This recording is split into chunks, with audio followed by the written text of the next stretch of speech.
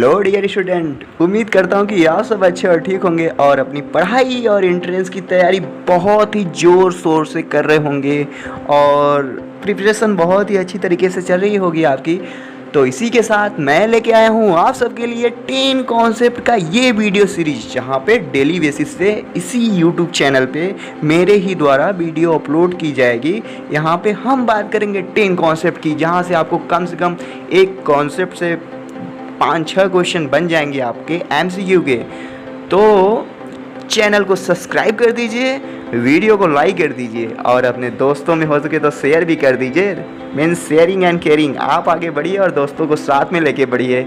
Okay, और तो चलिए बेल आइकन को भी प्रेस कर दीजिएगा ताकि वीडियो जैसे ही चैनल पे हमारे जाए सबसे पहले नोटिफिकेशन आपको आए और आप बिना देरी किए वीडियो को देख सके। तो चलिए बिना टाइम गवाए हम वीडियो को शुरू करते हैं और देखते हैं ये कॉन्सेप्ट कौन कौन सा है और इससे हमें कितनी लर्निंग होती है और कितने क्वेश्चन सॉल्व होते हैं। ओके, तो पहला कॉन्सेप्ट है आपका एस्टेबुलेरिया से। जैसा कि आपको पता है एस्टेबुलेरिया जो है ग्रीन एल्गी है और यहाँ से क्वेश्चन आपके एंट्रेंस एग्जामिनेशन में पूछे जाते हैं।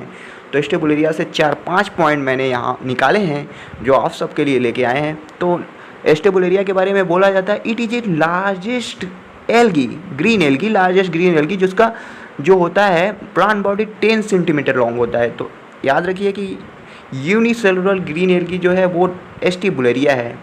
ठीक है, इसे हम मरमेड वाइन ग्लास भी बोलते हैं और सी अम्ब्रेला भी बोलते हैं, क्योंकि प्लांट बॉडी आप देखेंगे अम्ब्रेला शेप का रहता है। एल्गी का यूज करके हैमरलिंग ने ये प्रूव कर दिया था कि न्यूक्लियस जो होता है वो अपना रोल प्ले करता है हेरिडिटी में। इसके लिए हैमरलिंग ने किया क्या था, एस्टेबुलेरिया को लेके एस्टेबुलेरिया को बीच में से काट दिया, स्टाक मतलब फूट वाला रीजन अलग कर दिया और कैप वाला रीजन अलग कर दिया। उन्होंने देखा कि कैप वाले रीजन से कोई भी रीजनरेशन न्यू प्लांट नहीं बन रहा है, लेकिन फूट वाले रीजन फिर से वो कैप वाले को बना दे रहा है। कैप वाला फूट नहीं बना पा रहा है लेकिन फूट वाला कैप को बना दे रहा है, मतलब फूट में तो न्यूक्लियस था इसलिए बन रहा है। तो इस तरह बताया हैमरलिंग कि न्यूक्लियस जो रोल प्ले करता है वो हेरिडिटी में रोल प्ले करता है। ओके, चलिए हम अगला कॉन्सेप्ट चलते हैं, देखते हैं अगला कॉन्सेप्ट क्या है। तो अगला कॉन्सेप्ट है आपका स्पोरोफाइट। ओके, स्पोरोफाइट जो होता है टेरिडोफाइटा एंड ब्रायोफाइटा में। तो ब्रायोफाइटा का जो स्पोरोफाइट होता है वो डिपेंडेंट होता है ऑन द गैमेटोफाइट। तो गैमेटोफाइट जो होता है वो मेन प्लांट बॉडी होता है ब्रायोफाइटा का, जो कि हैप्लॉइड होता है। उसका डिप्लॉइड जो स्पोरोफाइट होता है वो गैमेटोफाइट के ऊपर डिपेंडेंट होता है, पार्शियली डिपेंडेंट आप बोल सकते हो, उससे न्यूट्रिशन लेता है। और ब्रायोफाइटा का जैसे स्पोरोफाइट आप जैसे पढ़ेंगे रिसिया, मार्केंसिया, एंथोसिरास, तो वहाँ पे फूट, सीटा एंड कैप्सूल होता है। रिसिया में क्या होता है, सीटा एंड फूट नहीं होता, ओनली कैप्सूल होता है रिसिया में। ठीक है, एंथोसिरास में सब कुछ होता है। ठीक है, फिर स्पोरोफाइट जैसे हॉर्न शेप्ड हो गया, बहुत सारा उसके अंदर टिश्यू होता है, जो जैसे अपर्कुलम हो गया, कालुमेला हो गया स्पोर डिस्पर्सल में। फिर वहाँ पे थिकनिंग होता है, स्पाइरल थिकनिंग देखने को मिलता है, बहुत सारा इलेटर्स, सीडो इलेटर्स। तो स्पोरोफाइट इंपॉर्टेंट है यहाँ पे। फिर उसका स्पोरोफाइट आप पढ़ेंगे तो वहाँ पे जैसे टिश्यू ओरिजिनेशन देख लेंगे कि जैसे कहाँ से एंडोथेसियम से क्या बन रहा है, एम्फीथीसियम से क्या बन रहा है। तो स्पोरोफाइट ब्रायोफाइटा का इस तरह इंपॉर्टेंट होता है। टेरिडोफाइटा में जो स्पोरोफाइट होता है वो डिपेंडेंट नहीं होता है गैमेटोफाइट में। गैमेटोफाइट जो होता है टेरिडोफाइटा का वो बहुत ही रिड्यूस होता है। ठीक है, बहुत ही रिड्यूस होता है। और जो टेरिडोफाइटा में 2n स्पोरोफाइट होता है वो डोमिनेटिंग होता है। तो इस तरह स्पोरोफाइट आप टेरिडोफाइटा और गैमेटोफाइटा का डिफ्रेंशिएट कर सकते हैं एक दूसरे से। ओके, चलिए अगले कॉन्सेप्ट पे हम चलते हैं, देखते हैं एम्ब्रियोसैक। तो यहाँ पे आपको देखने को पड़ेगा बहुत सारे टाइप के एम्ब्रियोसैक होते हैं, monosporic type, bisporic type, tetrasporic type. अगर एग्जांपल देना चाहूँ तो जैसे पॉलीगोनम टाइप जो होता है 7 सेल्ड 8 न्यूक्लिएट जो होता है पॉलीगोनम में, वो सबसे मतलब ज़्यादा देखने वाला होता है एम्ब्रियोसैक, वो हो गया मोनोस्पोरिक। बाइस्पोरिक टाइप का जहाँ पे 2 जो होता है मेगास्पोर फंक्शनल होते हैं, तो वो बाइस्पोरिक, जैसे एलियम सेपा में आपको देखने को मिल जाएगा बाइस्पोरिक। लेकिन जो ये एडोक्सा टाइप का एम्ब्रियोसैक है ना, ये जो है ये टेट्रास्पोरिक टाइप का होता है। यहाँ पे टेट्रास्पोरिक टाइप का होता है। यहाँ पे जैसे 2+2 अरेंजमेंट यहाँ पे आप देखेंगे बीच में डिवीजन सेकेंड के बाद, तो वहाँ पे 2+2 का अरेंजमेंट देखें। यही इंपॉर्टेंट टाइप मतलब कॉन्सेप्ट है कि 2+2 का अरेंजमेंट माइटोसिस के बाद किस टाइप के एम्ब्रियोसैक में मिलता है। तो आप बताएंगे एडोक्सा टाइप का एम्ब्रियोसैक। तो जो टाइप आप एम्ब्रियोसैक है ये इंपॉर्टेंट है, आप देख लीजिए कि किसमें कौन सा, जैसे बहुत सारा पेपेरोमिया टाइप हो गया, प्लम्बैगो टाइप हो गया। तो आप एम्ब्रियोसैक को अच्छे से पढ़ लीजिएगा। ओके, चलते हैं अगले कॉन्सेप्ट पे।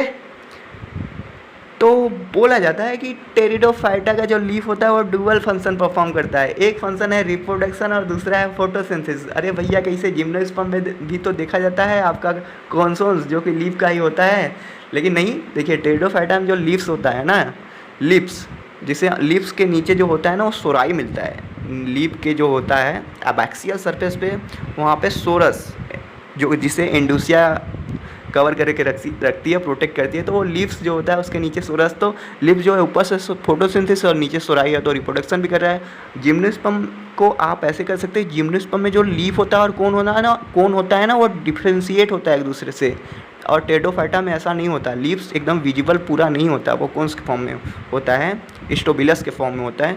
तो ऐसा समझ लीजिए कि टेरिडोफाइटा का जो लीव्स है वो डुअल फंक्शन करता है। ओके, ये कॉन्सेप्ट क्लियर। ये आप डायग्राम भी साथ साथ देखते चल सकते हैं। कॉन्सेप्ट 5 है नाइट्रोजीनियस का। तो नाइट्रोजीनियस नाइट्रोजन फिक्सेशन में काम करता है। ओके, नाइट्रोजन फिक्सेशन में निफ जीन होते हैं, रेगुलेट करते हैं नाइट्रोजीनियस को। अगर ऑक्सीजन आ जाए तो ऑक्सीजन नाइट्रोजीनियस को ख़त्म कर सकता है। नाइट्रोजीनियस के स्ट्रक्चर में जैसे फेरस और सल्फर का क्लस्टर देखने को मिलता है। तो ऐसा आप समझ, नाइट्रोजीनियस मोस्टली कहाँ देखने, नाइट्रोजन फिक्सेशन में निफ जीन इसे रेगुलेट करता है, और अगर इसे ऑक्सीजन जाएगा तो इसे क्या कर डीएक्टिवेट कर सकता है, इसलिए वहाँ पे लैग होमोग्लोबिन मिलता है। ठीक है, पिंकिश कलर जो ऑक्सीजन स्क्वेंजर की तरह काम करता है। इसे देखते चलिए। अगले क्वेश्चन पे चलते हैं, अगले कॉन्सेप्ट चलते हैं। Archegoniate concept, what do you mean by the archegoniate plants? Okay, तो आपको इवोल्यूशनरी पीरियड में जाना पड़ेगा। तो आर्किगोनिएट देखिए, हमारे प्लांट जो हैं algae, fungi, bryo, pterido, gymno and angio. तो मैं आपको एक कॉन्सेप्ट बताता हूँ। जैसे ऐसे पूछा जाता है, in which of the following archegonia is absent और प्रेजेंट। तो ए से होता है एब्सेंट, क्या बोला मैं, ए से होता है एब्सेंट, और ए से होता है एल्गी, ए से होता है आपका एंजियोस्पर्म। तो जो ए अब एल्गी और फंजाई तो दोनों भाई बहन है, तो समझ लीजिए एल्गी फंजाई। तो ए से एब्सेंट एल्गी एंड एंजियोस्पर्म। तो एल्गी और एंजियोस्पर्म में जो होता है आर्किगोनिया एब्सेंट होता है। तो आर्किगोनिया कहाँ कहाँ होता है आपका, ब्रायो, टेरिडो एंड जिम्नो में। ठीक है, ब्रायो में सबसे डोमिनेंट, फिर उस आगे जैसे बढ़ता है आर्किगोनिया छोटा होता जाता है, रिड्यूस होता जाता है। तो ब्रायो में सबसे अच्छा आर्किगोनिया होता है, वहाँ पे neck canal cell, venter canal cell, ठीक है, अच्छे से देखने को मिलता है। ठीक है, वहाँ 4 to 6 वेंटर कैनाल सेल होते हैं। टेरिडोफाइटा में ही रिड्यूस होकर सिंगल बन जाता है, एक वेंटर कैनाल सेल रहता है। और जिम्नोस्पर्म में तो एकदम धीरे धीरे ख़त्म होता है, और एंजियोस्पर्म में ख़त्म ही हो जाता है। तो आर्किगोनिएट का कॉन्सेप्ट क्या है कि जहाँ पे आर्किगोनिया कहाँ कहाँ मिलता है, वो मिलता है आपको ब्रायो में, टेरिडो में एंड जिम्नो में। एंजियोस्पर्म में आर्किगोनिया नहीं होता है। ओके, तो उम्मीद करता हूँ आप समझ गए होंगे। अगले कॉन्सेप्ट पे चलते हैं। तो एक होता है एपोस्पोरी और एपोगैमी। बहुत लोग बहुत कन्फ्यूज होते हैं, अरे भैया ये एपोस्पोरी और एपोगैमी कैसे याद करें। तो ए मतलब नाट, स्पोरी मतलब स्पोर फॉर्मेशन नहीं हो रहा है। ए मतलब बॉटनी या लाइफ साइंस में ए का मतलब होता है नाट नहीं, जहाँ पे प्रेजेंट, जैसे कि एन्यूरिया मतलब जिसको यूरिनेशन नहीं हो रहा है। ठीक है, तो ऐसे ही एपोस्पोरी जहाँ पे स्पोर का फॉर्मेशन नहीं हो रहा है। अगर स्पोरी हो तो वहाँ पे गैमेटोफाइट, तो एपोस्पोरी मतलब डेवलपमेंट ऑफ गैमेटोफाइट हो जाएगा। ठीक है, विदाउट द मियोसिस और स्पोर फॉर्मेशन। सिंपल समझ गए ना। ए मतलब नाट, स्पोरी मतलब स्पोर का फॉर्मेशन नहीं हो रहा है। जब स्पोर का फॉर्मेशन नहीं हो रहा है तो गैमेटोफाइट कहीं से वेजिटेटिव और ना रिप्रोडक्टिव सेल से बन रहा है, तो एपोस्पोरी। ऐसे ही आपका एपोगैमी है, तो एपोगैमी मतलब वहाँ पे गैमिट जो रहे, गैमिट नहीं बन रहा है। ए मतलब नाट, पोगैमी, गैमिट का फॉर्मेशन नहीं हो रहा है, तो यहाँ स्पोरोफाइट का डेवलपमेंट होता है। ठीक है, without the fusion of gamete. जब गैमिट बन ही नहीं रहे हैं तो फ्यूजन होगा नहीं। सिंपल बताया ना आपको, समझ गए होंगे। तो ये कहाँ पे, जैसे एपोस्पोरी आपको मोस्टली ब्रायोफाइटा एंथोसिरास में, एपोगैमी आपको फ्यूनेरिया जो एडवांस होते हैं उसमें। समझ जाइए, ए मतलब नाट होता है, अच्छे समझ जाएंगे। अब नहीं भूल सकते हैं, ऐसे ही याद कीजिए। ठीक है, अब एपोस्पोरी एपोगैमी में एक चीज़ यही है कि एपोस्पोरी में जो होता है जो डिप्लॉयड गैमेटोफाइट बनता है, और एपोगैमी में जो होता है हैप्लॉयड एम्ब्रियो बनता है। ये सब नहीं, बस आप डिफिनीसन से ही मतलब होता है। बहुत लोग समझ नहीं पाते हैं कि एपोस्पोरी और एपोगैमी क्या है। चलिए अगले कॉन्सेप्ट चलते हैं। बहुत सारे एग्जाम में प्लांट हार्मोन के फंक्शन पूछे जाते हैं ना, कि इस जैसे फंक्शन दे दिया, पूछा कि किस हार्मोन का काम है, तो बहुत लोग थोड़ा कंफ्यूज होते हैं, लेकिन ये सिंपल चीज़ होता है, फिर भी मैं इंक्लूड कर लिया। जैसे ऑक्सीजन हो गया, ऑक्सीजन का मोस्टली काम क्या होता है भाई, ऑक्सीजन का काम क्या होता है बताइए। ऑक्सीजन का काम, साइटोकाइनिन का काम। जैसे मैं अगर जैसे डीलेंसेंसेंस, रिचमंड लैंग इफेक्ट, तो रिजबाउंड लैंग इफेक्ट हो गया, वो साइटोकाइनिन का काम होता है। फिर ऐसा एक क्वेश्चन पूछता है कि वो कौन सा हार्मोन है जिसके अंदर हम किसी भी लीप को रखेंगे तो वो कभी मतलब सेनेसेंस नहीं कॉज होगा, तो वो भी साइटोकाइनिन हो गया। फिर एक क्वेश्चन ऐसे पूछेगा कि जैसे सीड जर्मिनेशन के लिए कौन सा इंपॉर्टेंट हार्मोन है, वो होगा जिब्रेलिन। यहाँ पे एफसीसिक एसिड नहीं इंक्लूड है, लेकिन सीड के जर्मिनेशन को रोकने के लिए कौन सा हार्मोन इंपॉर्टेंट है, वो हो गया एफसीसिक एसिड। विविपैरी प्रीकोशियस सीड जर्मिनेशन को रोकने के लिए कौन सा हार्मोन रिस्पॉन्सिबल है, वो है एफसीसिक एसिड। एथालीन फलों को पकाने के लिए। स्टिगोलैक्टोन यानी स्टिगोलैक्टोन जो होता है वो होता है कोई भी अगर जंतु है, जीव है, अगर किसी को खा जा रहा है जाके हर्बीवोरी को रोकने के लिए। जैस्मोनिक एसिड है वो डिफेंस में काम करता है। ओके, यही सब है। ऑक्सीजन जो है एपिकल डोमिनेंस के लिए ले लेंगे। तो ऐसे ऐसे काम है प्लांट हार्मोन के, आप एक लिस्ट बना सकते हैं अच्छे से। साइटोकाइनिन जो है लेटरल ग्रोथ को बढ़ाएगा, ऑक्सीजन उसको एपिकल डोमिनेंस को करेगा। फिर जैसे ऑक्सीजन जो है वो हर्बिसाइड के रूप में काम करेगा, रूट को इनिशिएट कराएगा। बहुत सारे फंक्शन हैं अलग अलग हार्मोन के। तो ऐसे जैसे मैं आपको बता रहा हूँ ना, आप ऐसे मेमोराइज कीजिए चीज़ों को। जो चीज़ें पढ़ा है आपने, आपको जिब्रेलिन है तो जिब्रेलिन में बोल्टिंग एक कॉन्सेप्ट होता है। जैसे कोई भी प्लांट है उसका इंटरनोडल इलोंगेशन, उस प्लांट को बढ़ाना चाहते हैं। गन्ने का खेती कर रहे हैं, गन्ना का जो है वो छोटा छोटा है, अगर जिब्रेलिन उसे दे रहे हैं तो बड़ा बड़ा हो जाएगा, इंटरनोडल इलोंगेशन हो जाएगा। इसे एक साइंटिफिक टर्म में बोलते हैं कि रोजेट हैबिट को वाइन हैबिट में बदलना जिब्रेलिन करता है। ओके, जैसे एथिलीन एक और काम करता है। जैसे अगर धान की फसल है, आपका धान का फसल पानी में डूब गया है, ठीक है, पानी में डूब गया है, लेकिन वो हमेशा पानी के अंदर रहेगा नहीं। उसे पानी के अंदर से बाहर लाने के लिए उस समय जो हार्मोन प्ले रोल करता है वो होता है एथिलीन, ठीक है। और इपिनेस्टी मतलब लोअर सरफेस, लीफ के लोअर सरफेस पे जो ग्रोथ कराता है वो भी एथिलीन। तो ऐसे करके बहुत सारा मैं यहाँ पे आपको कंटेंट दे सकता हूँ, लेकिन मैं आपको बस बताना चाहता हूँ कि आपको कैसे चीज़ों को पढ़ना है, कैसे मेमोराइज करना है, कैसे कॉन्सेप्ट को लगाना है, कैसे लॉजिकली आपको सोचना है। ओके, तो कॉन्सेप्ट 8 हुआ है यहाँ पे ख़त्म। कॉन्सेप्ट 9 चलते हैं। Okay, Krebs cycle, respiration. देखिए जब आप रेस्पायरेशन पढ़ते हैं, हाँ, प्लांट रेस्पायरेशन, एनिमल में ब्रीदिंग एंड डिस्चेंज की बात नहीं कर रहा हूँ। रेस्पायरेशन जो कि मतलब प्लांट एंड एनिमल दोनों कॉमन होता है। फूड मटेरियल को उसको ऑक्सीडाइज करके उससे एनर्जी निकालने की जो प्रक्रिया है उसे हम रेस्पायरेशन बोलते हैं।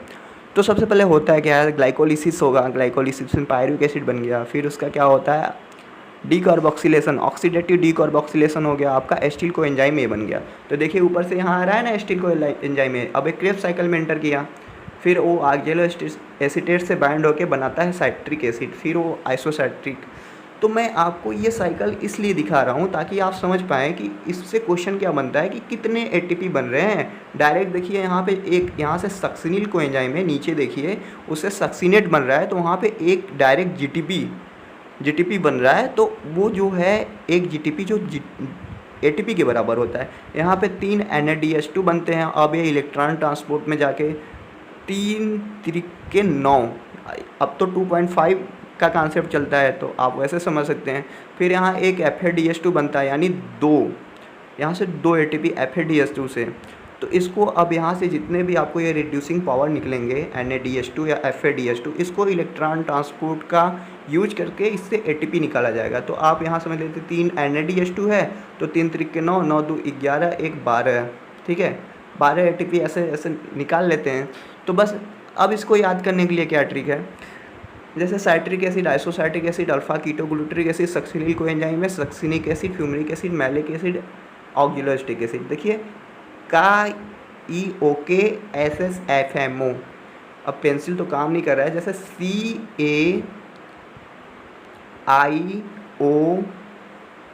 CAIOSSFMO, ऐसे मैंने याद किया था KEOKSSFMO, तो ऐसे मुझे याद हो गया था। फिर देखिए SS के आगे मैंने यहाँ G, जो SS है तो S के नीचे मैंने G लिखा था, फिर इस S सक्सिनिल को एंजाइम के नीचे मैंने G लिखा था, और इस सक्सिनिक एसिड के नीचे F लिखा था, GF, ठीक है। तो GTP यहाँ से FADH2।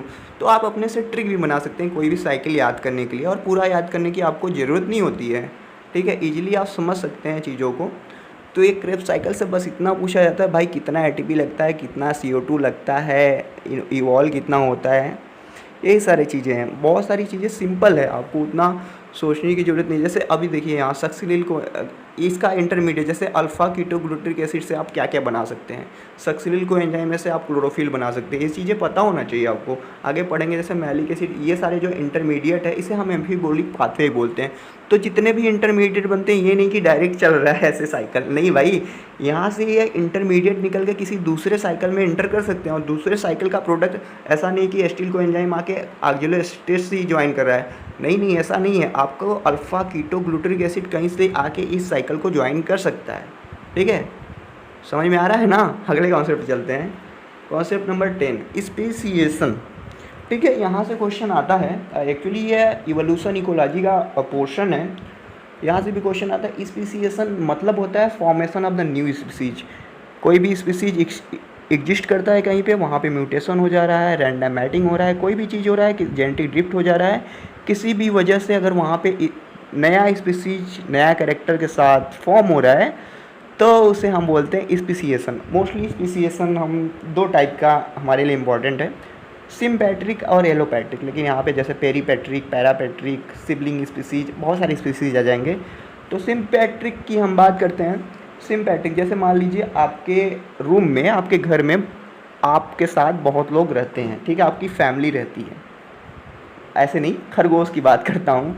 बहुत सारे खरगोश एक साथ रहते हैं एक जगह पे, लेकिन कुछ खरगोश है, 4-5 खरगोश है, वो लोग अलग बिहेव करने लगे, वो लोग 4-5 लोग ग्रुप बना के आपस में रहने लगे, आपस में खाने पीने लगे, वो एक दूसरे से अलग बिहेव करने लगे। सारे सफ़ेद थे लेकिन वो आपस में अलग बिहेव करते करते वो भूरे बन गए, ठीक है, वो दूसरे टाइप के बन गए और उसी जगह रहते हैं। सब लोग तो सफ़ेद हैं, 100 में से 90 लोग सफ़ेद हैं, लेकिन 10 लोग भूरे बन गए, वो अलग स्पीसीज बन गए उसी जगह पे रहते हुए। ठीक है, तो इसे हम सिम्पैट्रिक बोलते हैं। जैसे पॉलीप्लाइडी, जैसे आप गेहूं की खेती कर रहे हैं, वो सारे सही हैं, अपना उनका जो जेनिक कंटेंट है सही है, लेकिन कुछ ऐसा रैंडम म्यूटेशन हुआ या क्रॉसिंग ओवर की वजह से वहाँ पे पॉलीप्लाइडी का कंडीशन देखने को मिला, आपके खेत में ही पॉलीप्लाइडी आ गई, तो वो सिम्पैट्रिक स्पेसिएशन है, नया स्पीसीज फॉर्म हो जाना उसी जगह, इन सिटू ऐसे कह सकते हैं। ओके, तो सिम्पैट्रिक। एलोपैट्रिक में क्या होता है, एलोपैट्रिक में एक मेन चीज़ ये है कि यहाँ पे जियोग्राफिकल बैरियर देखने को आपको मिलेगा। ठीक है, बहुत लोग साथ में रहते थे, बीच में जियोग्राफिकल बैरियर आ गया, वो एक दूसरे से मेट करने नहीं जा सकते हैं, बीच में जैसे नदी आ गया। जैसे कंटिनेंटल ड्रिफ्ट के बारे में आपने सुना होगा, पहले हमारी पृथ्वी पैंजिया के फॉर्म में एक दूसरे से अब जितने भी 7 महासागर बने हैं, पहले एक दूसरे से जुड़े हुए थे हमारी पृथ्वी, तो एक दूसरे से जुड़े हुए थे तो सारे सही से थे। लेकिन बाद में क्या हुआ, कंटिनेंटल ड्रिफ्ट हुआ तो हमारी पृथ्वी का भाग अलग अलग हो गया, अलग अलग जगह चला गया। ठीक है, अब वहाँ पे जियोग्राफिकल आइसोलेशन हो गया, तो अलग अलग जाने के वजह से, अलग अलग जगह जाने की वजह से क्या हुआ, अलग अलग स्पीसीज अलग अलग तरह से बिहेव करने लगे, तो ऐसे करके नया स्पीसीज फॉर्मेशन हो गया। ठीक है, कंटिनेंटल ड्रिफ्ट। यहाँ जियोग्राफिकल आइसोलेशन की बात करते हैं। पेरीपैट्रिक में क्या होता है, पेरीपैट्रिक भी is also a type of speciation. तो इसमें होता क्या है कि पेरीपैट्रिक में एक जगह कोई पॉपुलेशन रह रही है, लेकिन वो हमेशा हम थोड़ा थोड़ा अलग होने लगी है, अलग अलग होने लगी है, फिर वो पॉपुलेशन पे एकदम किनारे पे जाके थोड़ा सा वहाँ पे जैसे उसका जो है इन एंड आउट लगा रहता है, वहाँ से वो मतलब रखता है, लेकिन वो अलग हो जाता है, किनारे पे जाके अपना कैरेक्टर एकदम अलग ही कर लेता है। तो ये पेरीपैट्रिक है। पैरापैट्रिक क्या होता है, एकदम से पूरा पैरेलल, जैसे कि पैरेलल, जैसे आपका पहले दो बेड था हॉस्टल की बात बताता हूँ। हॉस्टल में क्या होता है कि एक बेड होता है, मतलब चौकी बोलते हैं, तख्ता। तो जब 2 लोग होते हैं तो सही होता है, लेकिन एक दोस्त चला जाता है रहने के लिए रूम में, तो वो लोग क्या करते हैं, तख्ता आपस में सटा देते हैं, तो वो तीनों लोग आपस में सो जाते हैं। लेकिन अभी क्या है, दोनों लोग सटा के, 2 लोग हैं आपस में कर रहे हैं, सो रहे हैं, ठीक है एक साथ रह रहे हैं सटा के, लेकिन क्या हुआ कि अभी उनमें अनबन हो गई है, तो वो तख्ता अपना अलग अलग कर रहे हैं, कर ले रहे हैं, आपस में कोई चीज़ शेयरिंग नहीं कर रहे हैं, अपना कैरेक्टर ही अलग अलग कर रहे हैं। पहले साथ में मिलजुल के रहते थे, है तो एक ही स्पीसीज होमो सैपियंस, लेकिन अलग अलग रह रहे हैं, साइड बाय साइड रह रहे हैं, ओवरलैपिंग नहीं हो रहा है उन दोनों में। तो ये पैरापैट्रिक। आपको मैंने ये सारी चीज़ें एक्सप्लेन की है, ऐसे तो डायग्राम में इंक्लूड करता शायद समझ में आता और अच्छे से, लेकिन आपको और अच्छे से समझना है चीज़ों को तो गूगल करके आप समझ सकते हैं। ठीक है, ये रहा आज का 10 कॉन्सेप्ट। उम्मीद करता हूँ कि आप सबको समझ में आया होगा। चलता हूँ मैं, मिलूँगा आपसे नेक्स्ट वीडियो में। Thank you for watching this video.